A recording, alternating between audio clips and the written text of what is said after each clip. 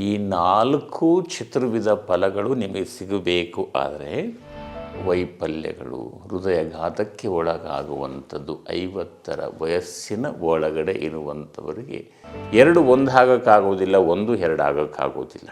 ಮೇಲೆ ಮನ್ಮಥ, ಒಳಗಡೆ ಬಂಡೆ ರಂಗ. ನೋಡಿ ನನಗೆ ನಗು ಬರುತ್ತೆ ಇದು. ಶಾಂತ ಮನಸ್ಸಿನಿಂದ ಕೆಲಸ ಮಾಡಬೇಕು. ಆಗ ಶಾಂತತೆ ನಮ್ಮಲ್ಲಿ ಇದ್ದಾಗ ಯಾವುದೇ ಹೃದಯಘಾತ ಆಗೋದಿಲ್ಲ.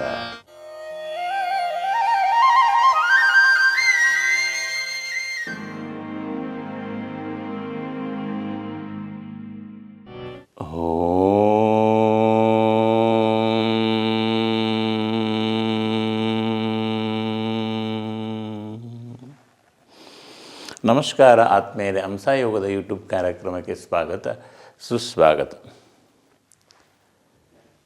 ಇಂದಿನ ವಿಷಯ ಆರೋಗ್ಯವೇ ಭಾಗ್ಯ. ಆರೋಗ್ಯ ಇದ್ದಲ್ಲಿ ಎಲ್ಲ ರೀತಿಯಾದ ಭಾಗ್ಯಗಳು ಇರುವಂಥದ್ದು ಸಹಜವಾಗಿ. ಚತುರ್ವಿಧ ಫಲಗಳು ಅಂತಂದರೆ ಧರ್ಮ, ಅರ್ಥ, ಕಾಮ, ಮೋಕ್ಷ. ಆರೋಗ್ಯಂ ಮೂಲ ಉತ್ತಮಂ ಅಂತ ಹೇಳಿದರು. ಅಂದರೆ ಈ 4 ಚತುರ್ವಿಧ ಫಲಗಳು ನಿಮಗೆ ಸಿಗಬೇಕು ಆದರೆ ಆರೋಗ್ಯ ಎನ್ನುವಂಥದ್ದು ಅವಶ್ಯವಾಗಿ ಬೇಕು. ಆರೋಗ್ಯ ಇದ್ದರೆ ಈ 4 ತನ್ನಷ್ಟಿಗೆ ತಾನೇ ಬರುತ್ತೆ. ಎಲ್ಲನೂ ಬೇಕು. ಎಲ್ಲನೂ ಬೇಕಂದರೆ ಇದು ಆರೋಗ್ಯ ಬಹಳ ಅವಶ್ಯವಾಗಿ. ನಿಮ್ಮ ದೇಹ ಚೆನ್ನಾಗಿದ್ದರೆ ನೀವೇನು ಬೇಕಾದರೂ ಸಾಧನೆ ಮಾಡ್ತೀರಿ. ಅದೇ ನಿಮ್ಮ ದೇಹ ರೋಗಗ್ರಸ್ತ ಆದರೆ ಅದು ಏನು ಮಾಡೋದಕ್ಕಾಗೋದಿಲ್ಲ. ಮಾಡಿದ್ದು ಊಟ ಮಾಡಬೇಕಾದ್ರೂ ಕೂಡ ದೇಹ ಚೆನ್ನಾಗಿರಬೇಕು. ದೇಹ ಮಾಧ್ಯಮ ಖಲು ಧರ್ಮ ಸಾಧನಂ ಅಂತ ಹೇಳಿದ್ದಾರೆ. ಇತ್ತೀಚಿನ ದಿನಗಳಲ್ಲಿ ಹೃದಯದ ವೈಫಲ್ಯಗಳು, ಹೃದಯಘಾತಕ್ಕೆ ಒಳಗಾಗುವಂಥದ್ದು 50ರ ವಯಸ್ಸಿನ ಒಳಗಡೆ ಇರುವಂಥವರಿಗೆ ಯಾಕೆ ಹೀಗಾಗುತ್ತೆ ಅಂತಂದರೆ, ಮೊದಲನೆಯದಾಗಿ ಮೊದಲು ನೋಡುವುದಾದರೆ ನಮ್ಮ ಜೀವನ ಶೈಲಿ ಕ್ರಮವಾದ ರೀತಿಯಲ್ಲಿ ಇಲ್ಲ.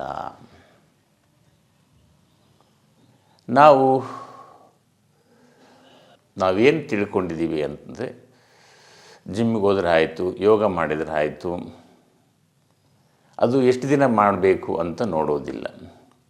ಅದರಲ್ಲಿ ಎಷ್ಟು ರೀತಿ ಸರಿಯಾಗಿ ಮಾಡ್ತಾಯಿದ್ದೀನಿ ನಾನು ಅನ್ನುವಂಥದ್ದು ನೋಡುವುದಿಲ್ಲ. ಕ್ರಮವಾದ ರೀತಿ ನೋಡಿ, ಸರಿಯಾದ ರೀತಿಯಲ್ಲಿ ನಾವು ಮಾಡಿದಾಗ ಅದರ ಲಾಭ ಬರುತ್ತೆ. ಹೇಗೆ ಅಂತಂದರೆ, ನಾವು ಒಂದು ಊರಿಗೆ ಹೋಗಬೇಕಾಗಿರುತ್ತೆ. ಆ ಊರು ದಾರಿಯನ್ನು ಸರಿಯಾಗಿ ಆಯ್ಕೆ ಮಾಡಿಕೊಂಡು ಯಾರಾದರೂ ನಿಮಗೆ ಗೊತ್ತಿಲ್ಲ ಅಂತಂದರೆ ಯಾರಾದರೂ ದಾರಿ ಹೋಗೋರನ್ನ ಕೇಳ್ತೀರಿ. ಅವರು ಸರಿಯಾದ ರೂಟ್ ತೋರಿಸಿದ್ರೆ ನೀವು ಸೇರುವಂಥ ಜಾಗವನ್ನು ಸರಿಯಾದ ಸಮಯಕ್ಕೆ ಸರಿಯಾಗಿ ಹೋಗ್ತೀರಿ. ಆ ದಾರಿ ತೋರಿಸುವಂಥವ್ರು ಸ್ವಲ್ಪ ರಿವರ್ಸಲ್ಲಿ ಬೇರೆ ಕಡೆ ತೋರಿಸ್ಬಿಟ್ರೆ ಏನಾಗುತ್ತೆ, ನಿಮಗೆ ದಾರಿ ಸಿಗೋದಿಲ್ಲ, ಎಲ್ಲಿ ಹೋಗಿದ್ದೀವಿ ಅಂತ ಗೊತ್ತಾಗೋದಿಲ್ಲ. ಅದಕ್ಕೆ ಗುರು ಅನ್ನುವಂಥದ್ದು, ದಾರಿ ಹೋಕ ಎಂದ ತಕ್ಷಣ ಬೇರೆ ವ್ಯಕ್ತಿಯಲ್ಲ, ಮಾರ್ಗದರ್ಶನವನ್ನು ಕೊಡುವಂತಹ ಗುರು, ಮಾರ್ಗಸೂಚಿಯನ್ನು ತೋರಿಸುವಂಥವನೇ ಗುರು. ಅವನು ಕರೆಕ್ಟಾಗಿರಬೇಕು. ಎಷ್ಟೋ ವಿದ್ಯಾರ್ಥಿಗಳು ನಮ್ಮಲ್ಲಿ ಬರ್ತಾರೆ, ಅಷ್ಟು ದಿನಗಳು ಮಾಡಿದ್ದೀನಿ, ಇಷ್ಟು ದಿನಗಳು ಮಾಡಿದ್ದೀನಿ ಯೋಗ ಸಾಧನೆ ಅಂದರೆ, ಇಲ್ಲಿ ಬಂದಾಗ ಒಂದು ಆಸನ ನಿಲ್ಲೋದಕ್ಕೆ ಬರೋದಿಲ್ಲ, ಕೂತ್ಕೊಳ್ಳೋದಕ್ಕೆ ಬರೋದಿಲ್ಲ. ಪ್ರಾಣಾಯಾಮ ಅಂತೂ ಬಿಡಿ, ಅದೋ ಗತಿ, ಹೆಂಗೆಂಗೋ ಕಲ್ತಿರ್ತಾರೆ. ಅವರು ಕಲಿಸಿದ್ದು ತಪ್ಪು, ನೀವು ಕಲಿತಿರೋದು ತಪ್ಪು, ನೀವು ತಿಳಿದಿರುವಂಥ ವಿಚಾರವು ತಪ್ಪು, ನೀವು ಅಭ್ಯಾಸ ಮಾಡಿರುವಂಥ ವಿಧಾನವೇ ಸರಿ ಇಲ್ವೋ, ಅವರು ತಿದ್ದಿಲ್ವೋ, ಏನು ಗೊತ್ತಾಗ್ತಾಯಿಲ್ಲ. ಸರಿಯಾದ ಮಾರ್ಗದಲ್ಲಿ ಹೋದಾಗ ನಿಮಗೆ ಸರಿಯಾದ ರೀತಿ ಸಿಗುತ್ತೆ. ಕೆಲವೊಬ್ರು ಏನು ಮಾಡ್ತಾರೆ ಅಂದರೆ, 10 ದಿನ ಕೋರ್ಸು, 1 ತಿಂಗಳ ಕೋರ್ಸ್ ಹೋಗ್ತಾರೆ. ಅದರಲ್ಲಿ ಎಷ್ಟು ಕಲ್ತಿದ್ದೀವೋ ನಿಮಗೆ ಗೊತ್ತು, ಬಿಟ್ಟಿದ್ದು ಅದು ಏನು ಗೊತ್ತಾಗೋದಿಲ್ಲ. ಸರಿ ಯಾವುದು ತಪ್ಪು ಯಾವುದು ನಿಮಗೆ ಗೊತ್ತಾಗೋದಿಲ್ಲ. ಅವರು ಹೇಳೋದಿಲ್ಲ, ನೀವು ಕೇಳೋದಕ್ಕೆ ಹೋಗೋದಿಲ್ಲ. ಅದನ್ನು ಒಂದು ಸ್ವಲ್ಪ ದಿನ ಬಂದ್ಬಿಟ್ಟು ಅಭ್ಯಾಸ ಮಾಡ್ತೀರಿ. ಯಾವುದೋ ಒಂದು ವಿಘ್ನ ಆಯಿತು, ಲೇಟಾಗಿ ಬಲಗಿರ್ತೀರಿ, ಲೇಟಾಗಿ ಎದ್ದಾಗ ಒಂದು ವಿಘ್ನ ಆಯಿತು. ಇಲ್ಲಾಂದರೆ ಯಾರಾದರೂ ಮನೆಗೆ ನೆಂಟರು ಬಂತು ಅಂತ ಇಟ್ಕೊಳ್ಳಿ, ಈ ನೆಂಟರು ಮನೆಯವರು ಮಾಡೋದು ಬೇಡ ಇವತ್ತು ಅಂತೇಳಿ ಬಿಟ್ಟಿದ್ದು, ಅವತ್ತು ವಿಘ್ನ ಆಗಿದ್ದು ತಿರ್ಗಾ ಎದ್ದೇಳೋದಿಲ್ಲ. ಮತ್ತೆ ತಿರ್ಗಿ ಮಾಡೋದಕ್ಕೆ ಹೋಗೋದಿಲ್ಲ. ಯಾವತ್ತೋ ಒಂದಿನ ಈ ಥರ ವೈಫಲ್ಯಗಳು ಆದಾಗ ನಾನು ಪ್ರಾಣಾಯಾಮ ಕಲ್ತಿದ್ದೀನಿ, ಯೋಗ ಕಲ್ತೀನಿ ಅಂತ ಮಾಡೋಕ್ಕೆ ಹೋಗ್ತೀರಿ, ಪ್ರಾಬ್ಲಮ್ ಕ್ರಿಯೇಟ್ ಆಗುತ್ತೆ. ಅಲ್ಲಿ ಮರ್ತೋಗ್ಬಿಟ್ಟಿರ್ತೀರಿ ಯಾವುದು ಸರಿ ಯಾವುದು ತಪ್ಪು ಅಂಥೇಳಿ. ತಪ್ಪು ಒಂದನ್ನು ಒಂದಾಗಿ ನೋಡಬೇಕು, ಎರಡನ್ನು ಎರಡಾಗಿ. ಎರಡು ಒಂದು ಆಗೋಕ್ಕಾಗೋದಿಲ್ಲ, ಒಂದು ಎರಡು ಆಗೋಕ್ಕಾಗೋದಿಲ್ಲ. ಸರಿ ತಪ್ಪುಗಳು ಎರಡನ್ನು ಎರಡೇ ಅಂತಲೇ ನಾವು ಗುರುತಿಸ್ತೀವಿ, ಒಂದು ಆಗೋದಿಲ್ಲ, ಒಂದು ಅಂತ ಹೇಳೋದಿಲ್ಲ, ಅದು ತಪ್ಪು ಅಂತ ನಿಮಗೆ ಅರಿವಾಗುತ್ತೆ.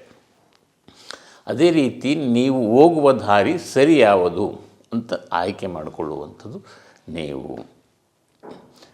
ಈ ಜೀವನ ಶೈಲಿ ಅಂದ ತಕ್ಷಣವೇ ದೇಹವನ್ನು ದಂಡಿಸುವುದು ಅಷ್ಟೇ ಅಲ್ಲದೆ ಮನಸ್ಸನ್ನು ಕೂಡ ಶಾಂತಗೊಳಿಸುವಂಥದ್ದು, ಸರಿಯಾದ ರೀತಿಯಾಗಿ ಆಹಾರವನ್ನು ಸೇವಿಸುವಂಥದ್ದು. ನೋಡಿ, ತುಂಬ ಚೆನ್ನಾಗಿ ಹೇಳಿದ್ದಾರೆ ನಮ್ಮ ಪೂರ್ವಿಕರು. ಹಿತಬುಕ್ ಮಿತಬುಕ್ ಋತಬುಕ್. ನೋಡಿ ಎಷ್ಟು ಚೆನ್ನಾಗಿದೆ ಇದು. ಹಿತವಾಗಿ ತಿನ್ನುವಂಥ ನಾವು ಸೇವಿಸುವಂಥ ಆಹಾರ ಏನಿದೆಯಲ್ಲ ಅದು ಹೆಚ್ಚು ಚೀವ್ ಮಾಡಿ ತಿನ್ನಬೇಕು.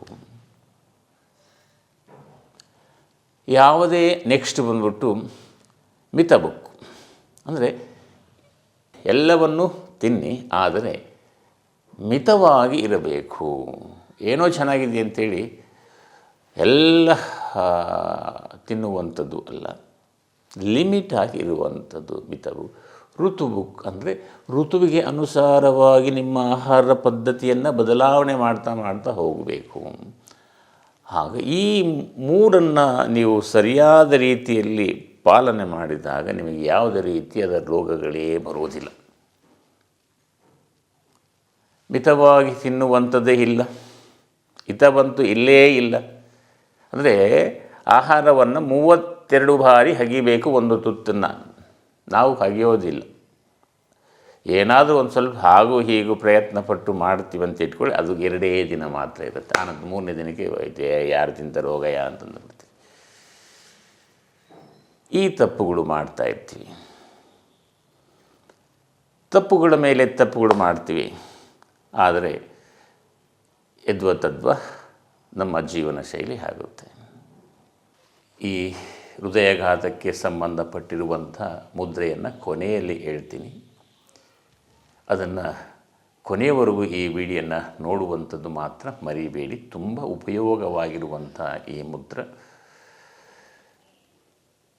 ಪೂರ್ತಿಯಾಗಿ ನೋಡುವಂಥದ್ದು ಮರೆಯಬೇಡಿ. ಮಧ್ಯದಲ್ಲಿ ನೋಡಿ, ಮಧ್ಯದಲ್ಲಿ ಕಾಮೆಂಟ್ ಹಾಕುವಂಥದ್ದನ್ನು ನಿಲ್ಲಿಸಿ ಪೂರ್ತಿ ನೋಡಿ. ಪೂರ್ತಿ ನೋಡಿದಾಗ ಏನಾಗುತ್ತೆ, ಏನಾದರೂ ಒಂದು ಅರ್ಥ ಆಗುತ್ತೆ, ಇಲ್ಲದಿದ್ದರೆ ಏನೂ ಅರ್ಥ ಆಗೋದಿಲ್ಲ. ನನ್ನ ಹೆಸರು ಪ್ರವೀಣ್ ಅಂತ, ಚಿತ್ರದುರ್ಗದಿಂದ ಬಂದಿದ್ದೀನಿ. ಹಂಸಯೋಗ ಫೌಂಡೇಶನ್ ಭಾಳ ಯೂಟ್ಯೂಬಿಂದ ಪರಿಚಯ ಆಯಿತು. ಆ ಮುದ್ರೆಗಳು ಕುಬೇರ ಮುದ್ರೆ ಮತ್ತು ಲಲಿತ ಸಹಸ್ರನಾಮದ ಕೆಲವೊಂದು ಹೇಳ್ಕೊಟ್ಟಿದ್ದಾರೆ. ಆ್ಯಕ್ಟಿವೇಶನ್ ಮಾಡಿಸ್ಕೊಂಡಿದ್ದೀನಿ. ತುಂಬ ಅದ್ಭುತವಾದಂಥ ಫಲಿತಾಂಶನೂ ಬಂದಿದೆ. ಮುಖ್ಯವಾಗಿ ಬೇಕಾಗಿದ್ದು ಒಂದು ನಂಬಿಕೆ, ಶ್ರದ್ಧೆಯಿಂದ ಮಾಡಿದರೆ ಎಲ್ಲವೂ ಸಕ್ಸಸ್ ಆಗುತ್ತೆ ಅಂತ ನಮ್ಮ ಗುರೂಜಿಗಳು ಹೇಳಿದ್ದಾರೆ ಇವತ್ತು. ಅದೇ ಥರ ನಾನು ಪಾಲಿಸ್ಕೊಂಡು ಹೋಗ್ತೀನಿ. ಒಂದು 3 ತಿಂಗಳ ಹಿಂದೆ ನಾನು ಬರೋಕ್ಕಿಂತ ಮುಂಚೆನೇ ನನ್ನದೊಂದು 3 lakhs ಅಷ್ಟಿತ್ತು ಸಮಸ್ಯೆ, ಸಾಲ. ಅಲ್ಲಿ ಯೂಟ್ಯೂಬ್ ನೋಡೇ ನಾನು ಆಕ್ಟಿವೇಶನ್ ಮಾಡ್ಕೊಂಡಿದ್ದೀನಿ, ವಿತೌಟ್ ಇಲ್ಲಿಗೆ ಬರ್ದೇನೆ. ಹಂಗಾಗಿ ಇದು ನೋಡಲೇಬೇಕು ನಾನು ಅಂತೇಳಿ ಗುರೂಜಿನ ಭೇಟಿ ಮಾಡಿದಾಗ ಅವ್ರು ಮತ್ತೊಂದು ಅದ್ಭುತವಾಗಿ ನಮಗೆ ಹೇಳ್ಕೊಟ್ಟಿದ್ದಾರೆ. ಟೈಮಿಂಗ್ಸು ವಿತ್ ಎಲ್ಲವೂ. ನೀವು ಬನ್ನಿ, ಕಲೀರಿ, ಆದಷ್ಟು ಬೇಗ ಸಮಸ್ಯೆಗಳನ್ನು ಬಗೆಹರಿಸ್ಕೊಳ್ಳಿ ಅಂತ ಇಷ್ಟಪಡ್ತೀನಿ. Thank you. ಈಗ ಇನ್ನೊಂದು ನೋಡುವುದಾದರೆ ಜೀವನ ಶೈಲಿಯಲ್ಲಿ ಅನೇಕ ಬರ್ತವೆ. ಮನಸ್ಸಿನ ಕಿರಿಕಿರಿಗಳು ಹೆಚ್ಚಾಗಿರ್ತವೆ. ಈಗ ಒಂದು ಸಾಲ ಮಾಡಿರ್ತೀರಿ, ಒಂದು ಬಿಸ್ನೆಸ್ ಸ್ಟಾರ್ಟ್ ಮಾಡಿರ್ತೀರಿ.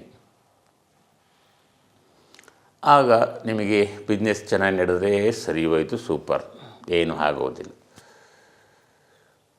ಬಿಸ್ನೆಸ್ ಚೆನ್ನಾಗಿ ನಡೆದಿಲ್ಲ ಅಂದರೆ ನಿದ್ದೆ ಬರೋದಿಲ್ಲ, EMI ಕಟ್ಟೋದಿರುತ್ತೆ, ಸಾಲದವರಿಗೆ ಇನ್ನೊಂದು ಪ್ರಾಬ್ಲಮ್ಸ್ ಮೇಲೆ ಪ್ರಾಬ್ಲಮ್ಸ್ ಬರ್ತಾ ಇರುತ್ತೆ. ಇದನ್ನು ಯಾಕಾಯಿತು ಅಂತ ನೋಡೋದಿಲ್ಲ. ಅದಕ್ಕೆ ಅಕ್ಕ ಮಹಾದೇವಿಯವರ ವಚನ ಇದೆ ಒಂದು, ಬೆಟ್ಟದ ಮೇಲೊಂದು ಮನೆಯ ಮಾಡಿ ಮೃಗಗಳಿಗೆ ಅಂಜಿದಡೆ ಎಂತಯ್ಯ, ಸಮುದ್ರದ ತಡದಲ್ಲಿ ಮನೆಯ ಮಾಡಿ ನೆರೆ ತೆರೆಗಳಿಗೆ ಅಂಜಿದಡೆ ಎಂತಯ್ಯ, ಸಂತೆಯಳೊಂದು ಮನೆಯ ಮಾಡಿ ಶಬ್ದಕ್ಕೆ ನಾಚಿದಡೆ ಎಂತಯ್ಯ. ನೋಡಿ, ಎಷ್ಟು ಚೆನ್ನಾಗಿ ಹೇಳಿದ್ದಾರೆ ಅಂತಂದರೆ, ನಾವೇ ಮಾಡಿರುವಂಥದ್ದನ್ನು ಗೊಂದಲವಾಗಿ ಮಾಡಿಕೊಂಡ್ರೆ ಏನಾಗುತ್ತೆ, ಇನ್ನೊಂದು ಸ್ವಲ್ಪ ಗೊಂದಲ ಆಗುತ್ತೆ. ನಾವೇ ಮಾಡಿದ್ದು ಸಾಲ ತೀರಿಸುವ ಅನ್ನುವಂಥ ಕೆಪಾಸಿಟಿ ನಮಗಿದೆ.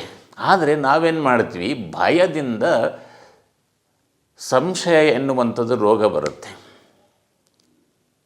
ನಾನು ಶಾರ್ಟ್ಸಲ್ಲಿ ಹೇಳಿದ್ದೀನಿ ಇದನ್ನು, ಈ ಸಮಯ ಬಂದಿದೆ ಅದಕ್ಕೆ ಹೇಳ್ತೀನಿ. ಭಯದಿಂದ ಸಂಶಯ ಬರುತ್ತೆ, ಸಂಶಯದಿಂದ ಕೋಪ ಬರುತ್ತೆ, ಕೋಪದಿಂದ ದ್ವೇಷ ಬರುತ್ತೆ, ದ್ವೇಷದಿಂದ ಸರ್ವನಾಶ ಆಗುತ್ತೆ.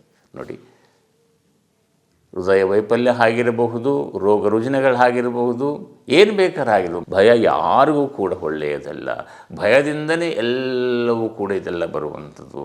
ಈಗ ಯಾರಿಗೋ ಒಂದು ಹೃದಯ ಆಯಿತು ಅಂದ ತಕ್ಷಣ ನನಗೂ ಆಗ್ಬೋದು ಎನ್ನುವಂಥ ಭಯ, ಆನಂತರ ಸಂಶಯ, ಆನಂತರ ಹಾಗೆ ಅಲ್ಲಿ ಚೆಕ್ ಮಾಡಿಸಿ ಇಲ್ಲಿ ಚೆಕ್ ಮಾಡಿಸಿ, ಎಲ್ಲಿ ಚೆಕ್ ಮಾಡಿದ್ರು ಕೂಡ ಅಷ್ಟೇ.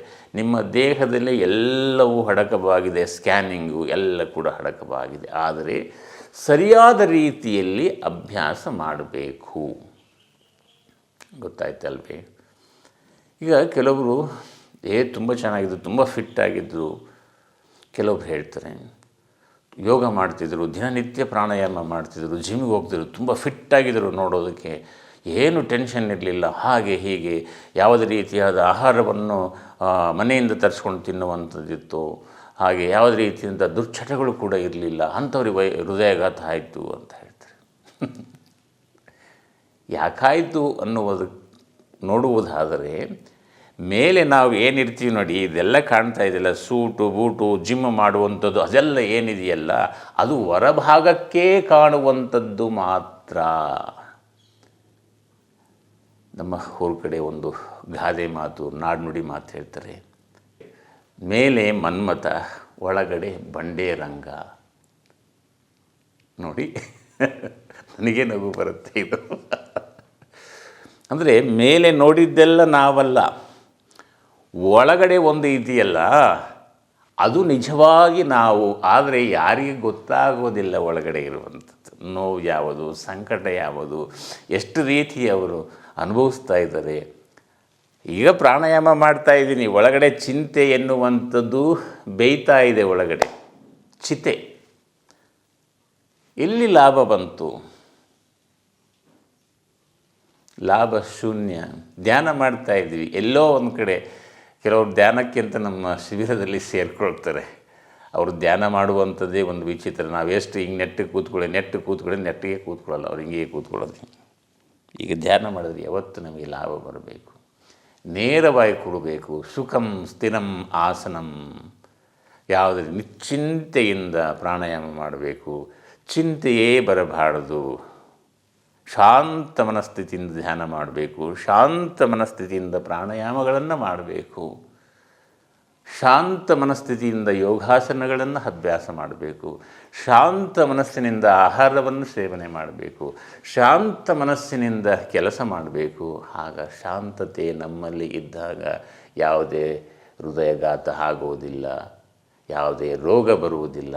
ಶಾಂತತೆ ಯಾವಾಗಿಲ್ಲ ಆವಾಗ ಭಯ ಸ್ಟಾರ್ಟ್ ಆಯಿತು, ಭಯದಿಂದ ಸರ್ವನಾಶ. ಎಲ್ಲ ಹೇಳಿದ್ದೀನಿ ನೋಡಿ, ಮತ್ತೊಮ್ಮೆ ಹೇಳ್ತೀನಿ ಬೇಕಾದರೆ. ಭಯದಿಂದ ಸಂಶಯ, ಸಂಶಯದಿಂದ ಕೋಪ, ಕೋಪದಿಂದ ದ್ವೇಷ, ದ್ವೇಷದಿಂದ ಸರ್ವನಾಶ. ಫಸ್ಟ್ ಭಯವನ್ನು ಸಾಯಿಸಬೇಕು. ಅಂದರೆ ನೀವೇನು ಮಾಡಬೇಕು, ಶಾಂತ ಸ್ಥಿತಿಯಲ್ಲಿ ಇರಬೇಕು. ಎಲ್ಲಿ ಸಿಗುತ್ತೆ? ಅಂಗಡಿಯಲ್ಲಿ ಸಿಗೋದಿಲ್ಲ, ಮಾಲಲ್ಲಿ ಸಿಗೋದಿಲ್ಲ, ಅದು ನಮ್ಮಲ್ಲೇ ಇದೆ, ನಮ್ಮಲ್ಲೇ ಇದೆ. ಅದಕ್ಕೆ ನಾನು ಯಾವಾಗಲೂ ಹೇಳ್ತೀನಿ, ಪ್ರತಿಯೊಂದು ವಿಡಿಯೋ ಎಂಡಿಂಗಲ್ಲಿ ನಗ್ನಗ್ತಾ ಇರಿ, ಖುಷಿಯಾಗಿರಿ, ಸಂತೋಷವಾಗಿರಿ. ಸಂತೋಷಕ್ಕೆ ಯಾವುದೇ ಕಾರಣಕ್ಕೂ ಧಕ್ಕೆ ಮಾಡ್ಕೋಬೇಡಿ ಅಂತ ಹೇಳ್ತೀನಿ. ಇದ್ದಿದ್ದೆಲ್ಲ ಇದು ಏನು ಮಾಡೋದಕ್ಕಾಗೋದಿಲ್ಲ. ಅದಕ್ಕಾಗಿ ನೀವು ಈಗ ಕತ್ತಲು ಆಗಿದೆ ಅಂತ ಇಟ್ಕೊಳ್ಳಿ. ಈಗ ನನಗೆ ಬೆಳಕು ಬೇಕಂದ್ರೆ ಲೈಟ್ ಹಾಕ್ಕೋಬೇಕಷ್ಟೆ. ನಿಜವಾದ ಬೆಳಕು ಸಿಗೋದಿಲ್ಲ, ಕೃತಕವಾಗಿರುವಂಥ ಸಿಗುತ್ತೆ ಬೆಳಕು. ಅದಕ್ಕಾಗಿ ಒಂದು ಸಮಯ ಇದೆ, ಅದು ಬರುತ್ತೆ, ಆಗ ಕಾಯಬೇಕು. ಅದು ಬೆಳಕು ಬರೆಯುತ್ತೆ, ಆನಂತರ ಬೆಳಕನ್ನು ಅನುಭವಿಸಿ. ಬೆಳಕಿದ್ದಾಗ ಬೆಳಕನ್ನು ಅನುಭವಿಸಬೇಕು, ಕತ್ತಲಿದ್ದಾಗ ಕತ್ತಲನ್ನೇ ಅನುಭವಿಸಬೇಕು. ಎಲ್ಲಿದ್ದೀವಿ ಅದೇ ಸ್ಥಿತಿಯಲ್ಲಿ ನಾವು ಅನುಭವಿಸಬೇಕು. ಅದನ್ನು ಬಿಟ್ಟು ಬೇರೆಯವ್ರ ಬಗ್ಗೆ ಯೋಚನೆ ಮಾಡಿ ನಾವು ಕೆಟ್ಟೋಗ್ತೀವಿ. ಇದನ್ನು ಮಾಡಬೇಡಿ ಯಾವುದೇ ಕಾರಣಕ್ಕೂ. ಅದರ ಜೊತೆಯಲ್ಲಿ ಒಂದು ಮುದ್ರೆಯನ್ನು ಈಗಾಗಲೇ ಎಷ್ಟೋ ಬಾರಿ ಹೇಳಿದ್ದೀನಿ, ಒಂದು ಶಾರ್ಟ್ಸ್ ಕೂಡ ಇದೆ. ಆದರೂ ಕೂಡ ಈ ಸಮಯಕ್ಕೆ ತಕ್ಕಂತೆ ಹೃದಯಘಾತದ ವೈಫಲ್ಯವನ್ನು ನಾವು ತಪ್ಪಿಸಬೇಕು ಅಂತಂದರೆ ಈ ಚಿಕ್ಕದಾಗಿರುವಂತಹ ಒಂದು ಮುದ್ರೆಯನ್ನು ನನಗೇನು ಪ್ರಾಬ್ಲಮ್ ಇಲ್ಲಪ್ಪ ಅಂಥೇಳಿ ನೀವು ನೆಗ್ಲೆಕ್ಟ್ ಮಾಡಬೇಡಿ. ಯಾರಿಗೆ ಪ್ರಾಬ್ಲಮ್ ಇದೆ ಅಂಥವ್ರು ಅಷ್ಟೇ ಮಾಡುವಂಥದ್ದು ಅಲ್ಲ, ಎಲ್ಲರೂ ಕೂಡ ಮಾಡುವಂಥದ್ದು ಮಾಡಿಕೊಳ್ಳಿ. ಆ ಸ್ಕ್ಯಾನಿಂಗು ಈ ಸ್ಕ್ಯಾನಿಂಗು ಅಂತೇಳಿ ಅನಾವಶ್ಯಕವಾಗಿ ಹಣವನ್ನು ವ್ಯರ್ಥ ಮಾಡಬೇಡಿ. ನಿಮ್ಮ ಜೀವನ ಶೈಲಿ ನಿಮ್ಮ ಕೈಯಲ್ಲಿ ಇದೆ, ಅಂಗೈಯಲ್ಲಿದೆ ಆರೋಗ್ಯ ಅಂತ ಹೇಳಿದರು. ಅಂದರೆ ನಮ್ಮ ದೇಹದಲ್ಲಿ ಎಲ್ಲ ಇದೆ, ಆದರೆ ನಾವು ಪ್ರತಿಯೊಂದು ಬಾರಿ ಹೇಳುವಂಥದ್ದು ನಾನು ಹೇಳ್ತೀನಿ, ಕ್ರಮವಾದ ರೀತಿಯಲ್ಲಿ ಇರಲಿ ಅಷ್ಟೇ. ಈ ಕೈನ ಮೊದಲಿಗೆ ಇಟ್ಕೊಳ್ಳಿ, ಈ ಬೆರಳೇನಿದೆಯಲ್ಲ ಈ ರೀತಿ ಬೆಂಡ್ ಮಾಡಿ ಇಷ್ಟು ಜೋಡಿಸಿ. ಇದಕ್ಕೆ ಹೃದಯ ಮುದ್ರೆ ಅಂತಲೂ ಕರೀತಾರೆ, ಅಪಾನ ವಾಯು ಮುದ್ರೆ ಅಂತಲೂ ಕೂಡ ಕರೀತಾರೆ. ಕಿರಿಬೆರಳು ನೇರ ಇರಬೇಕು. ಇದನ್ನು ಒಂದು 10 ರಿಂದ 15 ನಿಮಿಷಗಳ ಕಾಲ ದಿನಾಲೂ ಅಭ್ಯಾಸ ಮಾಡಿ. ನಿಮಗೆ ಹೃದಯಘಾತದ ವೈಫಲ್ಯ ನಿಮ್ಮನ್ನು ತಟ್ಟೋದಿಲ್ಲ, ಬಿ ಪಿ ಕೂಡ ಕಮ್ಮಿ ಆಗ್ತಾ ಬರುತ್ತೆ, ಒತ್ತಡ ಕಮ್ಮಿ ಮಾಡುತ್ತೆ. ಇದು ಒಟ್ಟಿನಲ್ಲಿ ಯಾವುದೇ ವಿಚಾರವನ್ನು ಆಗಲಿ ವಿತೌಟ್ ಯೋಗ ಆಗಿರ್ಬೋದು, ಜಿಮ್ ಅದೆಲ್ಲ, ನೀವು ಪ್ರತಿಯೊಂದು ಯಾವುದೇ ವಿಚಾರವಾಗಲಿ ನೀವು ಫಿಟ್ ಆಗಿರಬೇಕು ಅಂತಂದರೆ ದೇಹ ಅಷ್ಟೇ ಅಲ್ಲ, ಮನಸ್ಸು ಕೂಡ ಫಿಟ್ ಆಗಿರಬೇಕು. ಇದನ್ನು ಆಯ್ಕೆ ಮಾಡಿಕೊಳ್ಳುವಂಥ ವಿಧಾನ ನಿಮ್ಮ ಕೈಯಲ್ಲಿರುತ್ತೆ. ಯೋಗ ಗುರುಗಳನ್ನು ಆಯ್ಕೆ ಮಾಡುವುದರಲ್ಲಿ ನುರಿತಂಥ ಗುರುಗಳನ್ನು, ಅನುಭವ ಇರುವಂಥ ಗುರುಗಳನ್ನು ಆಯ್ಕೆ ಮಾಡಿಕೊಳ್ಳುವಂಥದ್ದು ಅತ್ಯಂತ ಸೂಕ್ತ. ಅವರು ಮಾತನಾಡುವ ಶೈಲಿಯಲ್ಲಿರ್ಬೋದು, ನೀವು ಆಸನಗಳ ತಪ್ಪು ಮಾಡಿದಾಗ ಬಂದು ನಿಮ್ಮಲ್ಲಿ ಕೈ ಹಿಡಿದು ಕರೆಕ್ಷನ್ ಮಾಡುವಂಥದ್ದಾಗಿರಬಹುದು, ಏನೇ ತಪ್ಪು ಮಾಡಿದಾಗ ನಿಮ್ಮಲ್ಲಿ ಬಂದು ತಿದ್ದುವಂಥ ಪ್ರಕ್ರಿಯೆ ಆ ಗುರುಗಳಲ್ಲಿ ಇರಬೇಕು. ಅಂಥವರನ್ನು ಆಯ್ಕೆ ಮಾಡಿಕೊಳ್ಳುವಂಥ ಜವಾಬ್ದಾರಿ ನಿಮ್ಮದಾಗಿರುತ್ತೆ. ಎಷ್ಟು ದಿನ ಅನ್ನುವಂಥದ್ದನ್ನು ಇಂದಿನಿಂದ ನಿಲ್ಲಿಸಿ. ಪ್ರತಿಯೊಬ್ಬರು ಜೀವನ ಪರ್ಯಂತ ಈ ಕ್ರಿಯೆಗಳನ್ನು ಮಾಡ್ತಾ ಬಂದಾಗ ನಮಗೆ ಯಾವುದೇ ರೀತಿಯಾದ ಒತ್ತಡಗಳು ಇರುವುದಿಲ್ಲ. ಆದಷ್ಟು ಬೇಗ ಮಲಗುವಂಥ ಅಭ್ಯಾಸಗಳನ್ನು ಮಾಡಿ, ಬೇಗ ಹೇಳುವಂಥ ಅಭ್ಯಾಸಗಳನ್ನು ಮಾಡಿಕೊಡಿ. ಬೇಗ ಮಲಗಿ ಬೇಗ ಹೇಳುವಂಥ ಅಭ್ಯಾಸ ಮೊದಲನೆಯ ಸೂತ್ರ ನಮ್ಮ ಜೀವನದಲ್ಲಿ. ಇದನ್ನು ಯಾರೂ ಮಾಡುವುದಿಲ್ಲ. ಎಷ್ಟೋ ಗಂಟೆಗೂ ಮಲಗುವಂಥದ್ದು, ಎಷ್ಟೋ ಗಂಟೆಗೆ ಹೇಳುವಂಥದ್ದು, ಇದನ್ನು ಎಂದೂ ಮಾಡಬೇಡಿ ಯಾವುದೇ ಕಾರಣಕ್ಕೂ. ಕಷ್ಟ ಇದೆಯೋ ಗೊತ್ತಿಲ್ಲ, ಸುಖ ಇದೆಯೋ ಗೊತ್ತಿಲ್ಲ, ಹೇಗಿದೆ ಅದನ್ನು ಅನುಭವಿಸುವಂಥ ಪ್ರಕ್ರಿಯೆಯಲ್ಲಿ ತೊಡಗಿ ಶಾಂತ ಮನಸ್ಕರಾಗಿ. ಇಷ್ಟೇ ನಾನು ಹೇಳುವಂಥದ್ದು. ಮೌನಂ ಸಮ್ಮತಿ ಲಕ್ಷಣಂ ಅಂತ ಹೇಳಿದ್ದಾರೆ. ಅಂದರೆ ಮೌನವಾಗಿರುವಂತಹ ವ್ಯಕ್ತಿ ಬುದ್ಧಿವಂತ, ಅವನು ಶಾಂತವಾಗಿರುತ್ತಾನೆ, ಯಾವುದ್ರ ಬಗ್ಗೆ ಚಿಂತೆ ಮಾಡು. ಅದಕ್ಕೆ ಚಿಂತೆ ಏತಕೋ ಮನುಷ್ಯ ಭ್ರಾಂತಿ ಏತಕೋ, ಕಂತು ಪಿತನ ದಿವ್ಯ ನಾಮ ಮಂತ್ರವನ್ನು ಜಪಿಸುವವಗೆ ಹೇಳ್ತಾರೆ ದಾಸರು. ಅಂದರೆ ಚಿಂತೆ ಅಂತಂದರೆ ಯಾಕೆ ನಿನಗೆ ಚಿಂತೆ ಅಂದರೆ, ನೀವು ಭಗವಂತನ ಸಾನ್ನಿಧ್ಯದಲ್ಲಿ ನೀವಿದ್ದೀರಿ, ನಿಮಗೆ ಯಾಕೆ ಬಂತು ಚಿಂತೆ? ಚಿಂತೆ ಯಾಕೆ ಅಂದರೆ ಚಿಂತೆ ಏತಕೋ ಮನುಜ ಭ್ರಾಂತಿ ಏತು ಕಂತು ಪಿತನ ಅಂದರೆ ಅವನ ನಾಮದ ಅಣುಗಳಲ್ಲಿ ನಿಮ್ಮಲ್ಲಿ ಒಳಗಡೆ ಇದೆ. ಅಂದರೆ ಬ್ರೀತ್ ಇನ್ ಆ್ಯಂಡ್ ಔಟ್ ಏನು ಮಾಡ್ತೀವಲ್ಲ, 21,600 ಬಾರಿ ಇದೆಯಲ್ಲ, ದಿನ ನಡೀತಾ ಇರುತ್ತೆ ಅಜಪ ಗಾಯತ್ರಿ ಮಂತ್ರ. ಒಳಗಡೆ ಹೋಗ್ತಾನೆ ಗಾಳಿ, ಒಳಗಡೆ ಹೋಗುತ್ತೆ.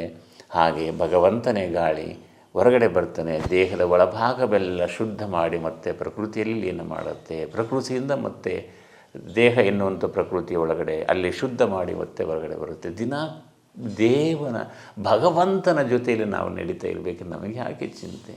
ಅದಕ್ಕೆ ಶಾಂತವಾಗಿರಿ. ದಿನನಿತ್ಯ ಧ್ಯಾನವನ್ನು ಅಭ್ಯಾಸ ಮಾಡಿ. ಧ್ಯಾನವನ್ನು ಅಭ್ಯಾಸ ಮಾಡಬೇಕಾದ್ರೆ ಅನುಭವ ಬಹಳ ಬೇಕಾಗುತ್ತೆ. ಇಲ್ಲಿ ಯಾವ ರೀತಿ ಮಾಡಬೇಕು ಅನ್ನುವಂಥದ್ದು ಕೂಡ ನೀವು, ನಾನು ಆಗಲೇ ಹೇಳಿದ್ದೀನಿ, ಆಯ್ಕೆ ಮಾಡಿಕೊಳ್ಳಿ. ಅನುಭವ ಇರುವಂಥ ಗುರುಗಳನ್ನು ಆಯ್ಕೆ ಮಾಡಿಕೊಳ್ಳಿ. ಸಿಕ್ಕೇ ಸಿಗ್ತಾರೆ, ಅದ್ರ ಬಗ್ಗೆ ಚಿಂತೆ ಬೇಡ. ನಮ್ಮ ಹತ್ರನೇ ಕಲಿಬೇಕು, ಇನ್ನೊಬ್ಬರ ಹತ್ರ ಕಲಿಬಾರ್ದು ಅಂತ ನಾನು ಹೇಳುವುದಿಲ್ಲ. ಎಲ್ಲಿ ಬೇಕಾದರೂ ಕಲಿದೆ, ಆದರೆ ಆಯ್ಕೆ ಮಾಡುವ ಜವಾಬ್ದಾರಿ ನಿಮ್ಮದು. ಮುಂದಿನ ಸಂಚಿಕೆಯಲ್ಲಿ ಮತ್ತೊಮ್ಮೆ ಸಿಗೋಣವೇ. ಅಲ್ಲಿವರೆಗೂ ನಗ್ನಗ್ತಾ ಇರಿ, ಖುಷಿಯಾಗಿರಿ, ಸಂತೋಷವಾಗಿರಿ. ಸಂತೋಷಕ್ಕೆ ಯಾವುದೇ ಕಾರಣಕ್ಕೂ ಧಕ್ಕೆ ಮಾಡದೆ ನಗ್ನಗ್ತಾ ಇರಿ. ಲೋಕ ಸಮಸ್ತ ಸುಖಿನೋ ಭವಂತು, ಸನ್ಮಂಗಳಾನಿ ಭವಂತು. ಓಂ ಶಾಂತ ಶಾಂತ ಶಾಂತಿ. ವೀಕ್ಷಕರ ಗಮನಕ್ಕೆ ನಿಮ್ಮ ಅನಿಸಿಕೆ ಅಥವಾ ಅಭಿಪ್ರಾಯಗಳನ್ನು ಕಾಮೆಂಟ್ ಮುಖಾಂತರ ವ್ಯಕ್ತಪಡಿಸಬಹುದು.